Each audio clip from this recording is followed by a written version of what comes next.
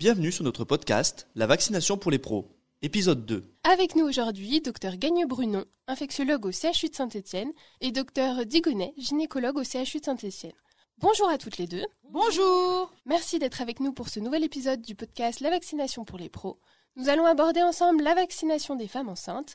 Première question, un peu simpliste, mais qu'il est bon de rappeler, je pense, quelles sont les vaccinations recommandées chez les femmes enceintes ? Alors, selon les dernières recommandations vaccinales, les femmes enceintes doivent être vaccinées pendant la grossesse contre la grippe saisonnière, le Covid-19, et ce, quel que soit le terme de la grossesse. Et depuis peu, elles doivent recevoir un vaccin aussi contre la coqueluche entre 20 et 36 semaines d'aménorrhée. Alors, il ne faut pas non plus oublier les mamans voyageuses et bien entendu se référer aux recommandations annuelles du bulletin épidémiologique hebdomadaire qui en général est publié en juin pour les recommandations aux voyageurs. La vaccination de la femme enceinte à chaque grossesse contre la coqueluche entre 20 et 36 semaines d'aménorrhée est-elle vraiment utile ? Alors, ce qu'il faut savoir, c'est que les nourrissons, ils ne sont pas protégés contre la coqueluche dans les premiers mois de vie. Et ce sont les premières victimes de cette coqueluche. Dans les infections sévères, dans la moitié des cas, c'est la maman qui est le cas index. Et en fait, l'idée, c'est qu'en vaccinant les mamans, on réduit le risque qu'elles soient infectées. Et donc, pour elles, de transmettre la coqueluche aux nourrissons. Le deuxième intérêt de cette vaccination pendant la grossesse, c'est le transfert via le placenta des anticorps maternels de la maman au nouveau-né. Et ce qui constitue pour lui une immunité passive. En fait, cette stratégie de vaccination au cours de la grossesse, elle a déjà été utilisée dans de nombreux pays et ce depuis une dizaine d'années. Et on a remarqué qu'elle était plus efficace pour éviter les formes graves de coqueluche que la stratégie qu'on utilise actuellement, qui est dite de cocooning. Cette stratégie, en fait, qui vise à vacciner l'entourage du nourrisson, donc avant la naissance, et la maman en postpartum immédiat. L'idée, c'est de revacciner la maman en fait à chaque nouvelle grossesse pour que ce transfert placentaire des anticorps ait lieu à chaque fois, puisque le taux d'anticorps contre la coqueluche baisse assez rapidement après la vaccination. Alors, il y a effectivement des fois où la maman n'a pas pu être vaccinée au cours de la grossesse et à ce moment-là, la stratégie de cocooning reste de mise. Et par conséquent, quelle est l'utilité de la vaccination de la femme enceinte contre la grippe ?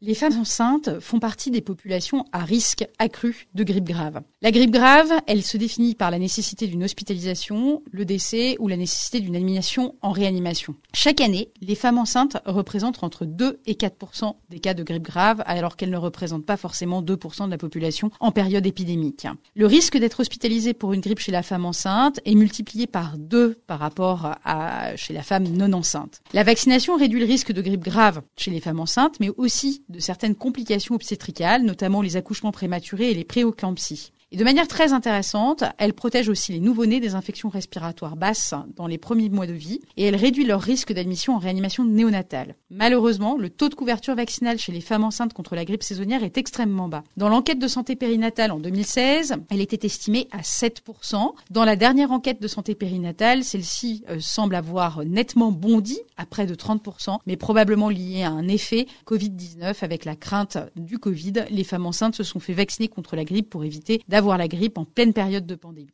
Les vaccins inactivés contre la grippe saisonnière ont un profil de sécurité qui est excellent chez la femme enceinte, donc ils peuvent s'utiliser sans risque. Du coup, docteur, est-ce encore utile pour les femmes enceintes de se faire vacciner contre le Covid-19 ? Alors c'est vrai que nous avons été marqués pendant la période de pandémie par les nombreuses césariennes que nous avons dû faire en extrême urgence chez des patientes qui avaient des formes graves de Covid. C'était des césariennes très compliquées autant sur le plan anesthésie que obstétrical et nous avons dû pratiquer des césariennes la plupart du temps chez des mamans où nous avons donné naissance à des enfants très prématurés. Alors effectivement, si la situation sur le front du Covid-19 s'est un peu améliorée, malheureusement, les femmes enceintes restent à risque accru de Covid grave, même si le variant Omicron paraît moins virulent. En fait, il paraît moins virulent dans une population largement immunisée contre le Covid-19 et donc quelque part, il n'en est pas intrinsèquement moins grave chez des patientes qui n'auraient jamais rencontré le SARS-CoV-2 ou n'auraient jamais été vaccinées. Même avec le variant Omicron, le Covid-19 augmente le risque de certaines complications obstétricales, notamment les accouchements prématurés, les éclampsies et la mort fœtale in utero. De même, les nourrissons qui sont infectés dans les premiers mois de vie présentent un risque accru d'hospitalisation. Donc globalement, on sait que les patientes vaccinées au cours de la grossesse ayant reçu une dose de rappel vont présenter donc moins d'hospitalisation pour Covid-19, de Covid grave et de complications obstétricales. Mais une étude très récente chez près de 50 000 nourrissons publiée dans Nature Medicine a également permis de mettre en évidence que la réalisation de la vaccination et d'un rappel de vaccination au cours de la grossesse réduisait le risque d'hospitalisation des nourrissons dans les 4 premiers mois de vie s'ils étaient exposés au SARS-CoV-2.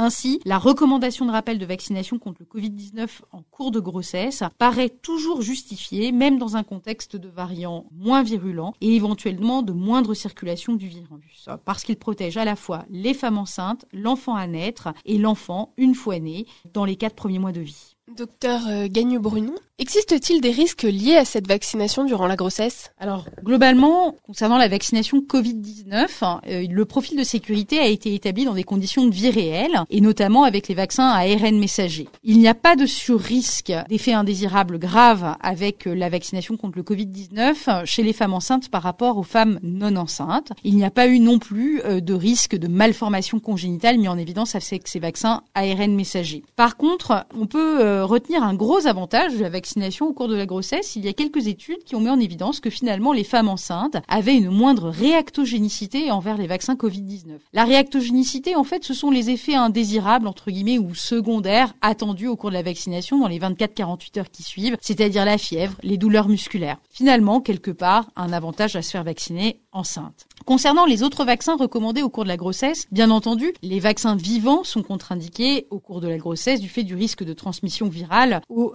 nourrissons. Par contre, concernant la vaccination contre la grippe, nous n'avons aucun signal de sécurité à déplorer dans le cadre de la vaccination au cours de la grossesse. Pour la coqueluche, quelques études avaient mis en évidence un éventuel sur-risque de prééclampsie sur lequel nous reviendrons. Par contre, de nombreux pays vaccinaient contre la coqueluche au cours de la grossesse de manière assez historique quelque part, et donc ont permis d'accumuler d'importantes données en termes de tolérance, permettant désormais de recommander cette vaccination sans crainte dans la population des femmes enceintes.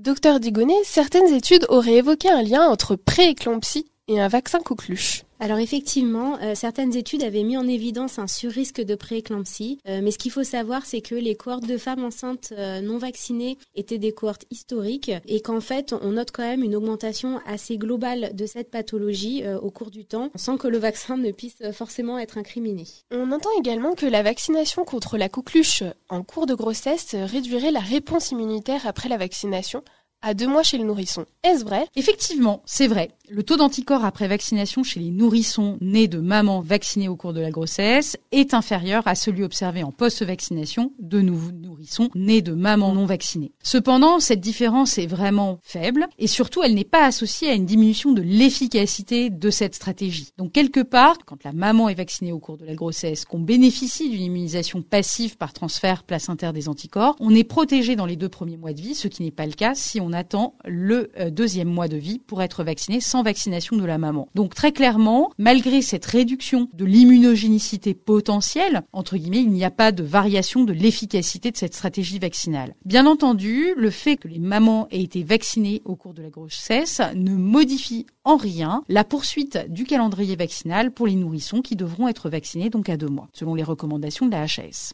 On sait qu'on peut co-administrer les vaccins de coqueluche, grippe et Covid. Et y a-t-il un risque pour les femmes enceintes ? Globalement, il n'y a pas de risque à co-administrer ces 3 vaccins. Ils peuvent donc être réalisés simultanément si on tombe dans la période, par exemple, de la vaccination contre la grippe saisonnière et qu'on est entre 20 et 36 semaines. On peut bien entendu faire la vaccination coqueluche, plus ou moins Covid, en même temps. Je dirais même que ça peut présenter des avantages parce que si par hasard on est une femme enceinte qui a une tendance à faire un petit peu de réactogénicité post-vaccination, on ne l'a fait qu'une fois et pas 3, ce qui permet d'être plus rapidement sur pied. Et au niveau de la recherche, y a-t-il des vaccins en développement chez la femme enceinte ? Alors je vais pas être exhaustive, mais néanmoins j'ai envie de vous parler de différents vaccins en cours de développement, notamment pour prévenir des infections à streptocoque B qui vont être responsables d'infections néonatales sévères et pour lesquelles aussi, lorsqu'on dépiste les femmes enceintes, on est obligé de prescrire des antibiotiques et on parle beaucoup d'antibiorésistance en ce moment, donc c'est le type de vaccin qui pourrait présenter un intérêt. Il y a aussi des candidats vaccins qu'on pourrait administrer aux femmes enceintes pour prévenir les infections à virus respiratoire syncytiale, la bronchiolite du nourrisson, sur le même principe que la vaccination coqueluche pour favoriser une immunisation passive. Néanmoins, on ne peut pas parler de vaccination de la femme enceinte sans parler de vaccination de la femme en âge de procréer et de rappeler bien entendu qu'il faut que celle-ci soit vaccinée contre la varicelle si elles n'ont pas été immunisées ou contre la rubéole notamment avec le ROR avec 2 doses.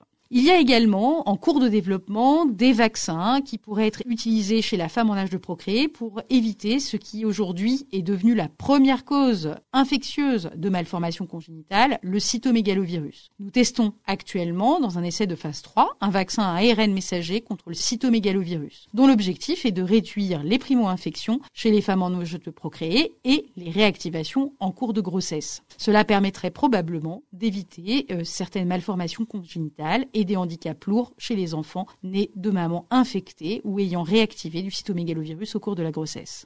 Nous recherchons actuellement donc des volontaires âgés entre 18 et 40 ans. C'est pas toujours évident d'inciter les femmes enceintes à se faire vacciner. Donc quels sont les freins et également les motivations pour les femmes enceintes à se faire vacciner ? Donc c'est vrai que c'est assez fréquemment que l'on rencontre des réticences de la part des femmes enceintes quand on leur parle de vaccination. La plupart des femmes enceintes remettent beaucoup en cause la sécurité des vaccins au cours de la grossesse et elles ont un peu des doutes aussi en ce qui concerne l'intérêt et l'efficacité de ces vaccins. Il y a même certaines patientes pour qui cette prise de décision est une véritable source d'angoisse. À l'inverse, l'élément le plus important pour motiver les femmes enceintes à se faire vacciner, c'est de leur recommander la vaccination. Et malheureusement, dans de nombreuses études, on se rend compte que trop peu de femmes enceintes se voient recommander les vaccins au cours de la grossesse. Finalement, chaque professionnel pense que le professionnel suivant le fera ou que celui d'avant l'a fait. Et c'est pour ça que, notamment pour la mise en place de la vaccination coqueluche, c'est largement rapporté dans les recommandations de la HAS qu'il faut former les professionnels de santé et aborder la question de la vaccination avec la future maman et éventuellement son conjoint lors de la première consultation prénatale. C'est vraiment un élément important et c'est-à-dire que en se formant, nous, à la vaccination, en augmentant nos connaissances,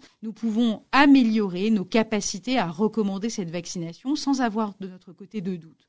Par ailleurs, pour les mamans les plus hésitantes, des techniques comme l'entretien motivationnel ou l'utilisation d'outils éventuellement d'information, d'outils d'aide à la décision, d'outils ludiques pour leur montrer l'intérêt de la vaccination pourrait permettre de probablement un peu plus les convaincre. Finalement, quelque part, en tant que professionnels de santé, c'est vraiment à nous de jouer pour permettre aux femmes enceintes de prendre la bonne décision en termes de vaccination. Je vous remercie pour toutes ces explications et ces clarifications autour de la vaccination de la femme enceinte. Dans un prochain épisode, nous évoquerons la vaccination de la personne âgée.